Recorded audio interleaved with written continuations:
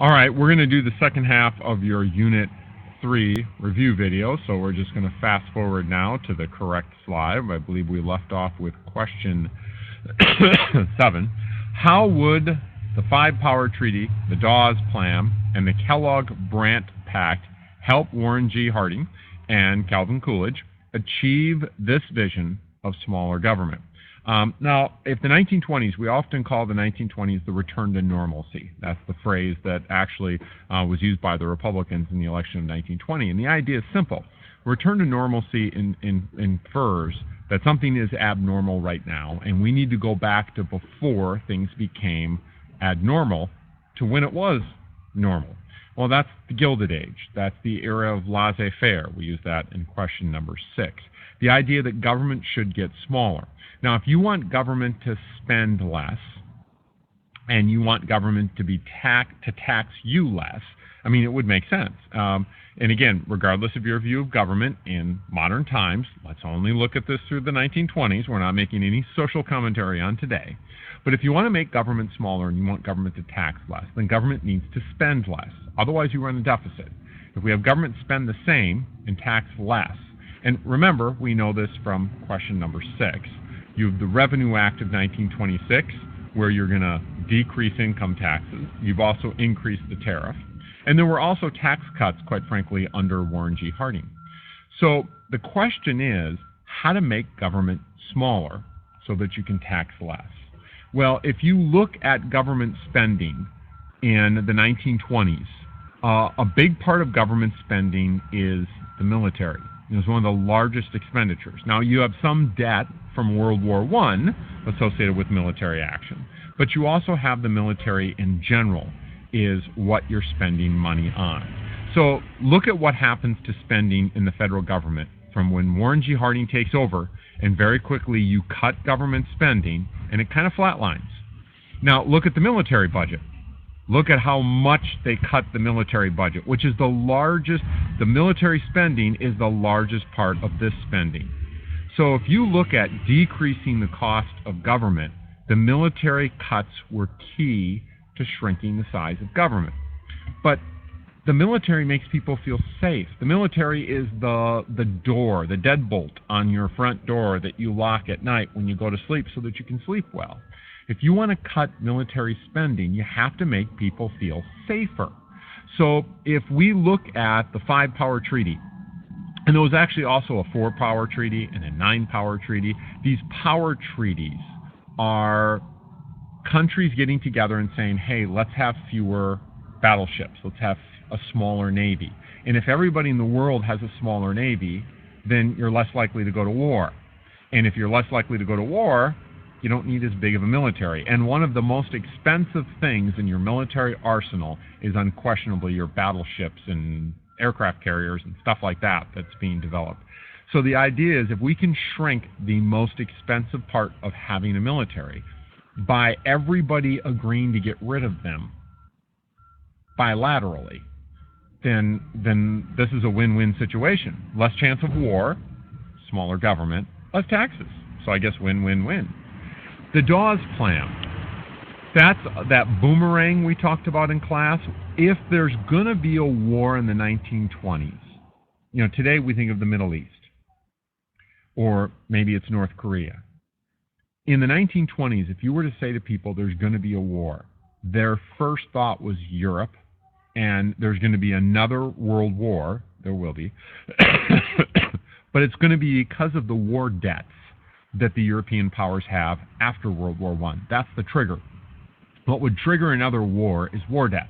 So the Dawes Plan was that boomerang where the government gave a whole bunch of loans, Wall Street, gave a whole bunch of loans to Germany.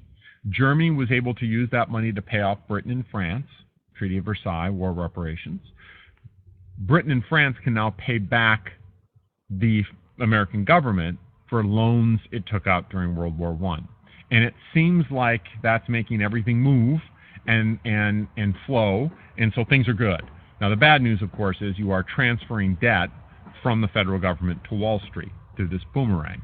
But at least it decreases tensions in the short term. And finally, the Kellog Pact. Now, I know it's naive to think this, but the world actually hoped that war wouldn't happen because of the Kellogg Pact. If everybody agrees to not go to war and we make war essentially illegal, well, that's a noble idea.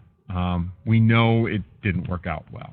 Question number 8, identify how farmers were economically suffering during this time period and were culturally separated from the growing urban cities. How did many rural people begin to fear urban areas? Now, one thing, bring back some of the stuff we studied already, or reviewed, I should say, already in the earlier questions. Flappers, electricity, movies, radio, refrigerators, fans, irons, vacuum cleaners, all these things that make life more interesting, more fun, easier, are nowhere to be seen in rural America. They don't exist. There is no electricity. Mound did not get electricity until the 1930s. So Mound didn't have electricity in this time period. So when the sun went down, there was not much to do. There was no place to go to have fun. So people on the farm, they feel left out. And you've got, World War I is over. There's no more demand for food. Tractors are dramatically increasing the amount of crops. Just like the car is changing cities, the tractor is changing the farm and is making farmers infinitely more productive. But that sounds good until you realize the amount of crops being grown skyrocket and the price for those crops plummet. So farmers are they're starting the Great Depression by 1925. And these high tariffs are making it very hard for them to sell stuff internationally, which is causing even more crops to stay in the United States, which is causing the price to go down even more. And, there's a rift with urban cities. They don't have movies. They don't have radios. They don't have all these stores. They don't have electricity. And inner cities are culturally changing the fastest. There's new music, the flappers. There's new forms of writing. We'll get to that in a second. There's the Harlem Renaissance. There's mass immigration, and most of those immigrants have stayed in the cities. So cities look different, talk different, worship different, eat differently. It's like two separate countries. And that division, really, you can see it in voting patterns today. This 1920s rift between urban versus rural, the Scopes trial, we'll get into that shortly, are good examples of this rift. And it's growing, and I think you can see it easily today. And the 1920 census is where we can check it off our list. The 1920 census, it's official. More Americans live in an urban environment than in a rural. Now today it's suburbs, but we haven't gotten there. That's the 1950s. Hey, question number 9. How did the KKK use hate to spread their message? What did their organization promote? What beliefs did it offer? How does this strike at the underlying conflict? Now, here's the thing, and again, this is one of those subjects I really struggle with doing even in virtual form. I'm not there to answer questions, and I always worry in something like this, somehow someone's going to misunderstand something that I say. So let's say this. Here's what we're trying to do. The KKK exploded in popularity during the 1920s. I mean, they hit 4 million dues-paying members. And if they had 4 million people willing to pay money to the KKK and get their membership card, there were a lot more people that agreed with them and just didn't pay the money. So there has to be an explanation. Why suddenly does the KKK go from almost obscurity to national presence and national power and then decline? Not that the KKK isn't around today. So the question is why? What explains it? Now I want to be clear, and this is where I worry that things could go off the rails here. That's not to say that it's not saying it's a valid reason. We're looking at the reasons. It's like the rise of Hitler. There are reasons Hitler came to power, and we can study them. That's not validation. So that's where I get worried in virtual form. You might not get that. So the reasons for growth, and notice I even put quotes over reasons. Remember all the things they were anti. They're anti-immigration, anti-communism. They talk about lost values. They're anti-evolution, anti-prohibition, anti-gangsters. I'm sorry, anti-alcohol. They're pro-prohibition. Anti-gangsters. So they're really in many ways anti-urban. They want to cling to traditional values, traditional ideas, traditional definitions of race, traditional definitions of religion. So they're plugging into people's fears that the world is changing around them and they can't stop it. They're anti-black, anti-Jew, anti-Catholic, anti-communist, anti-alcohol, anti-birth control, anti-evolution, anti-immigrant. What are they in favor of? Pro-American. And notice I put it in quotes. Their definition of American, not other people's definitions of American. They're pro-Protestant. They are a Protestant group. Now, not all Protestants are members of the KKK. Again, this is where it's hard to cover this and not be able to give all that context. And they believe in what they call traditional values, the way things used to be, the old days. So that's what obviously the 1920s were a time of deep-seated fear, and they plugged into that and they took advantage of that. That doesn't absolve people for having joined them, but it explains why they suddenly became so popular. Please see me if you have other questions about that. Again, that's hard to do in virtual form. How did racism play into the Immigration Act of 1924, and how does it connect to the fears many had at that time? Well, we've got fears of, we have too many unskilled and low-skilled jobs available. Well, actually, not enough of those low-skilled jobs because machines are starting to make those obsolete. We've got a fear of American values. People from Southern and Eastern Europe have a tendency to be Catholic and Jew. They also don't look like, act like, dress up like, worship like, eat like traditional Americans. So bring in some of the KKK stuff we just studied. So you pass the Emergency Immigration Act of 1921. I like the name because it cues you in. People think this is an emergency. We need to limit immigration now. And then you get the Immigration Restriction Act, or the Quota Act of 1924. And really fears of communism, fear of anarchism, Sacco and Vanzetti, prohibition, the view that a lot of these immigrants are just a bunch of drunks. By the way, you heard the same thing when the Irish and the Germans came in the 1840s. And this idea of nativism. We want to make America for America. And you'll notice that this graph is before and after. Look at what happens from immigration from Italy. What happens to immigration from places like Poland and Greece and the other areas. Look at where immigration actually increased from Germany, because those were traditional Americans, or more traditional American than the other groups. So you really are targeting ethnic groups that you deem to be un-American. Now, that's by definition racist. But, when you think about Sacco and Vanzetti, and you think about communism, and you think about the KKK, and you think about fears of jobs and limited number of jobs, and, maybe things aren't as good as we thought they were, those are explanations as to why suddenly people felt that way, not validation of. How was the social argument between fundamentalists and liberal Protestants, and how did the Scopes trial play into this confrontation? So, fundamentalists. Now again, another issue. It's really fun to do verbally in a video, and hope I don't offend anybody. Again, see me if you have any questions. And I say that because there are a lot of people in America today that deem themselves to be fundamentalist. So a fundamentalist is a person who is, in Christianity, is a person who's going to read the Bible and take it as a literal word of God, word for word. So, and really where this comes out is the Scopes trial, the monkey trial, about evolution and the teaching of evolution. And the idea that if God created everything in 6 days, the Bible says day. Day is 24 hours. A day is nothing but 24 hours. It's not an age. It's not an eon. It's not an era. It's 24 hours. So it was 6 24-hour days.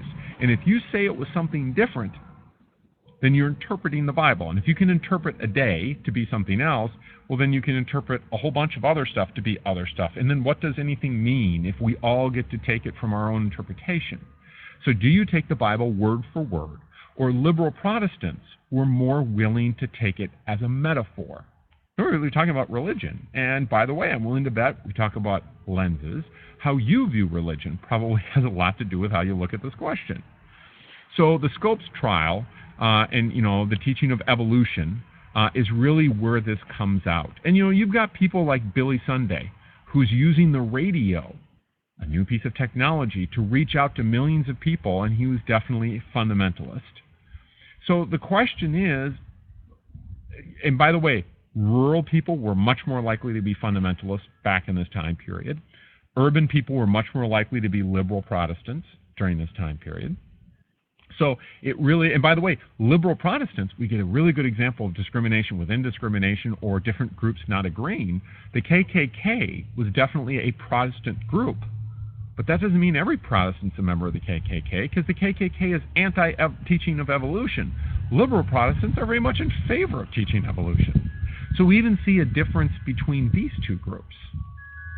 Good thing to bring up in the question. Question number 12, how did nativism play out in urban areas? How did nativists attempt to Americanize recent immigrants while at the same time forcing immigrants to keep to themselves? So immigrants concentrated in the Northeast and the Midwest. Many were semi and unskilled workers. Many were Catholic and Jewish. And so you start to see, for example, a battle in schools. Schools are not just trying to Americanize these immigrants, but in some cases trying to make them more like a traditional view of Americans. This is where the Catholic school system was formed, as Catholics kind of rebelled against a fairly Protestant curriculum that was taught in schools. You get ethnic associations. There still is in St. Paul the Czech hall where Czechoslovakians used to gather. You had German associations or Germanic associations. You had Polish associations and parties and festivals. They also had a tendency to vote together, and different races were known for voting certain ways because they had the same view of life. Or certain religions voted a certain way. By the way, you see some of those same trends today. There's generational conflict. First-generation Americans, second-generation Americans. By the time you're a second-generation American, you're speaking English and acting very different than your parents did. And many flappers were actually first- or second-generation Americans, trying to draw a clear distinction between themselves and their parents that were more likely to embrace things as they used to be. And you also had ethnic islands. We talked about Cassetta's Pizza in St. Paul, or Frogtown in St. Paul, which is actually Frostburg, which was a slur against the French who settled there. And then later a lot of French lived in Little Canada, just north of St. Paul. So these ethnic islands, and there still are ethnic islands today. And by the way, there still is a debate today for recent immigrants. How fast should they Americanize themselves? As I told you in class, my grandfather spoke very good German. In fact, my grandfather's older brother, he was a second-generation American. For his confirmation, received a Bible written in German because he read and spoke fluent German, even though he's a second-generation American. You had to, because his parents and his grandparents pretty much never did learn how to speak English. Question number 14, how did African Americans change the culture of the North as they migrated along railroad lines, the Great Migration North? What economic challenges did they face? What music did they create? What literary movement did they spark? So we talk about the Great Migration North. It's the second largest migration of people around the United States. The largest is right after World War II with the creation of suburbs. Discrimination in jobs, living areas, and life expectancy. When African Americans moved north to places like New York City, they were segregated into certain areas. They were highly concentrated in this forced segregation, which brought them into greater population densities, more likelihood of diseases spreading. They were also making less money, able to afford less food, less quality food, and living shorter life expectancies. There was a culture shift as African Americans not just bring themselves, they bring their culture, they bring their music, they bring their literary movements, they bring everything, and they bring jazz music, flappers, the Harlem Renaissance, and writers, and we read some of that to you. We played some jazz music, and we looked at some sculpture and paintings and how they're different and express African American identity. This is the most significant cultural change in America's history. And we're still feeling the effects of it today. And the role of baseball with Josh Gibson, and this idea, and the colored leagues. We had the St. Paul Colored Gophers, for example. And this is bringing African American culture, and so is the radio, and so are movies, bringing African American culture beyond their ethnic islands and into other areas. we're going to have to do the last two quickly. I'm looking at time. How did Mexican Americans change culture in the Southwest, in the Southeast? What economic changes did they face? 500,000 came to the United States in the 1920s. There were already 1.2 million here. And we focused on Texas and California and the changes there. Not that there weren't changes elsewhere. But in Texas, mainly construction jobs, lots of discrimination, little organization, and they were migrant workers moving from place to place to place.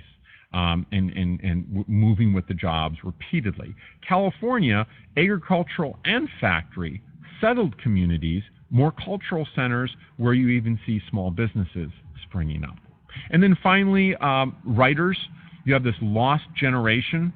They're World War I. They remember it quite well. F. Scott Fitzgerald, The Great Gatsby, Hemingway, A Farewell to Arms, St. Clair Lewis, Main Street, and of course that Harlem Renaissance. And, we went over these books in class and gave a little synopsis of each one. Don't have time to do that here, but think about incorporating that into your answer. They're writing about the culture, just like today people write about terrorism or they write about cybercrime. They were writing about the era that they were in, which is really a review of all the following questions.